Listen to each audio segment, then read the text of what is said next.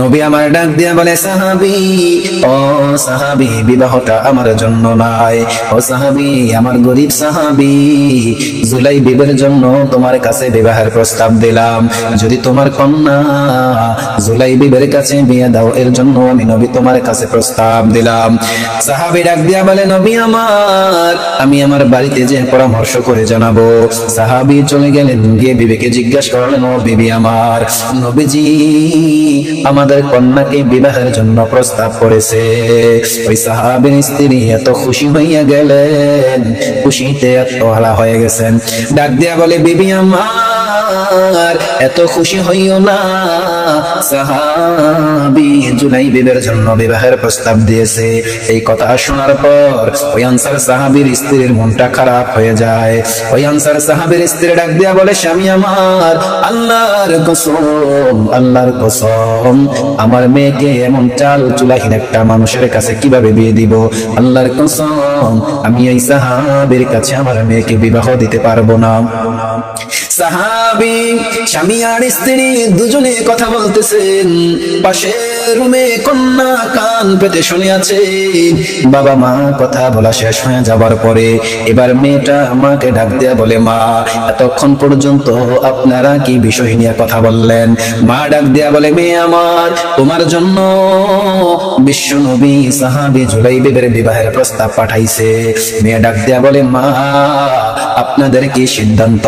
বলে, কিভাবে তোমাকে এমন চাল চুলাহীন, টাকা নাই, পয়সা নাই, বাড়ি নাই, গাড়ি নাই, অর্থ নাই, সম্পদ নাই, গায়ের রং কালো, আবার দ্বিতীয়ত বেটে, এমন একটা ছেলের কাছে আমরা তোমাকে কিভাবে বিবাহ দিতে পারি?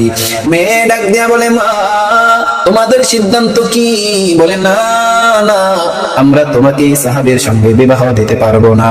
মেয়ে ডাক দেয়া বলে, মা, তোমাদের এত বড় সাহস গো মা, মা, নবীর ফয়সালার বিরুদ্ধে যেখানে আমার নবী বিবাহের প্রস্তাব করেছেন গো মা, ও মা গো, আমার নবী যেখানে বিবাহের প্রস্তাব দিয়েছেন গো মা, আমি কোনো চিন্তা ভাবনা ছাড়াই ওই সাহাবীকে বিবাহ করতে রাজি আছি গো মা।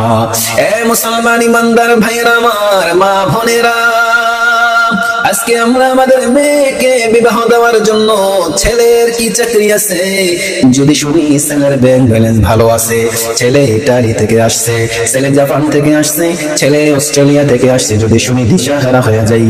আমরা আমাদের মেয়েকে বিবাহ দেওয়ার জন্য, মা শুনে নাও মা, মেয়েকে বিবাহ দেওয়ার জন্য, অস্ট্রেলিয়ার ছেলের কাছে দেওয়ার জন্য দিশাহারা হইও না। ও মা, তাকায়া দেখো ছেলেটা দিনদার কিনা, ছেলেটা নামাজি কিনা, ছেলেটা কোরআন পড়ে কিনা, ছেলেটা হালাল হারাম বেঁচে চলে কিনা। ও মা, যদি ছেলেটা নামাজি হয়, যদি ছেলেটা দিনদার হয়, এমন একটা ছেলের কাছে মেয়েটা দাও, যেই ছেলেটা তোমার মেয়েটাকে নামাজি বানাবে, যেই ছেলেটা তোমার মেয়েটাকে পর্দায় রাখবে, যেই ছেলেটা তোমার মেয়েটাকে দুনিয়ার জমিনে এমন ভাবে চালাবে গো মা, জান্নাতের পথে চালাবে, তোমাদেরকে পর্যন্ত জান্নাত নিয়ে যাবে। এ মা বোনেরা শুনে নাও, আজকে যারা যারা আমার এই বয়ান শুনতেছেন, ও মা বোনেরা আমার, আপনার মেয়েটাকে বিবাহ দেন এমন একটা ছেলের কাছে, যে ছেলেটা দিনদার। এ ছেলে এমন একটা মেয়েকে বিবাহ করে যুবক, যেই মেয়েটা 5 ওয়াক্ত নামাজি হবে, যেই মেয়েটার মা 5 ওয়াক্ত নামাজি, যেই মেয়েটার বাবা 5 ওয়াক্ত নামাজি। যদি মেয়েটার বাবা 5 ওয়াক্ত নামাজি হয়, যদি মেয়েটার মা 5 ওয়াক্ত নামাজি হয়, রে যুবক, দেখবা তোমার ওই যাকে বিবাহ করবা সেই মেয়েটাও নামাজি হবে, তোমার ঘরটা আলোকিত হয়ে যাবে, তোমাকে জান্নাতের পথে চলতে সাহায্য করবে। জুলাইবিব আল্লাহর নবীর সাহাবী বিবাহ করলেন।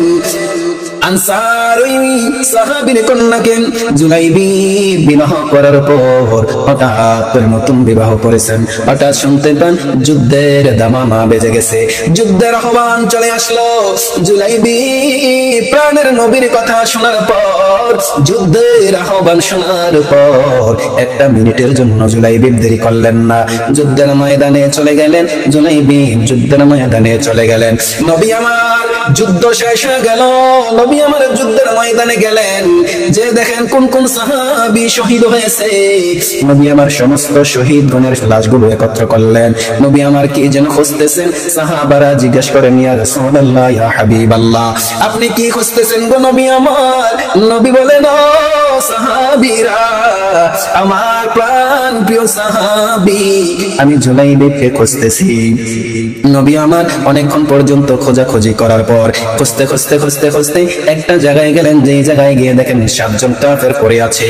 7 জন কাফের লাশ, 7 জন কাফের লাশের পাশে জুলাইবিবের দেহটা দেখা যায়।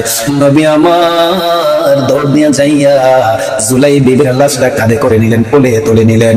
জুলাইবিবের লাশটা কাঁধে করে নবী আমার বললেন, ও সাহাবী, দেখা দেখো আমার আদরের সাহাবী জুলাইবিব 7 জন কাফেরকে জাহান্নামে পাঠাইয়া আমার সাহাবী, আমার প্রিয় সাহাবী জান্নাতের বাসিন্দা হয়ে গেছে। ও সাহাবীরা, কবর খনন করো, আমার নিজের হাতে আমি আমার প্রিয় সাহাবীকে দাফন করব। এ মুসলমান, নবীর প্রেমে যদি পড়ে থাকো, জীবনটাকে নবীর আদর্শে চালাও, জীবনটাকে নবীর আদর্শে গড়ে মুসলমান। ও মা বোনেরা আমার, আপনি বড় সম্মানিত গো মা। আপনার গর্ভ থেকে আব্দুল কাদের জিলানীর মতো আল্লাহর ওলি দুনিয়ায় আসলো। ও মা, আপনার গর্ভ থেকে হাক্কানি আলেম দুনিয়ায় আসছে রে মা। আপনার গর্ভ থেকে হাফেজ কোরআন আসছে মা গো মা।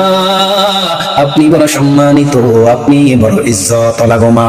ও মা, নবীর প্রেমে জীবনটা কাটায়া দাও, মিথ্যা বলা বন্ধ করে দাও, স্বামীর সাথে খারাপ আচরণ করা বন্ধ করে দাও।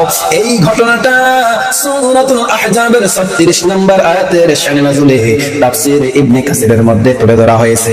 মা গো মা, ওই জুলাইবিবের স্ত্রী নবীর আদর্শের জন্য, নবীর প্রেমে পড়ে দুনিয়ার সমস্ত চাহিদা ভুলে গেল।